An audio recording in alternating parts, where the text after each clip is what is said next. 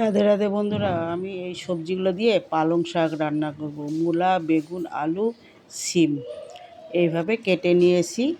এগুলো দিয়ে বড়া দিয়ে, ছোলার ডালের বড়া দিয়ে আমি পালং শাকটা রান্না করব আজকে। নিরামিষ পালং শাক।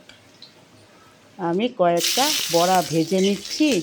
এখন বড়াগুলো ভাজা হয়ে গিয়েছে। কালো জিরে দিয়ে, শুকনো লঙ্কা দিয়ে আমি এখন সবজিগুলো ঢেলে দিলাম। একটু কষায় নিব, নাড়ায় চাড়ায় নিয়ে নুন হলুদটা দিয়ে দিব। তারপর শাকগুলো ঢেলে দিব। আমি নাড়ায় চাড়ায় নিয়ে একটু ঢাকাও দিয়ে দিব। এগুলো একটু শক্ত আছে তো, তাই এগুলো একটু সেদ্ধ হতে একটু টাইম লাগে। পালং শাক তো নরম, তাড়াতাড়ি হয়ে যাবে।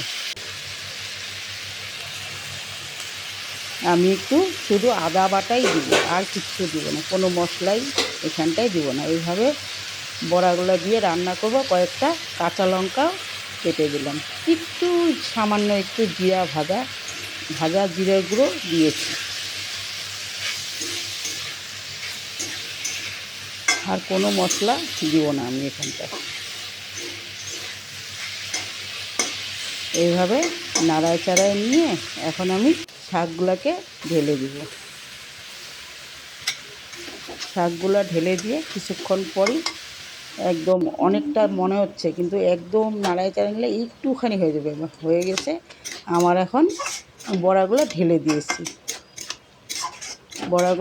দিয়েছি। অল্প একটু পরেই ওই জলটা দিয়েই হয়ে যাবে রান্নাটা। একটু চিনি দিয়ে দিলাম।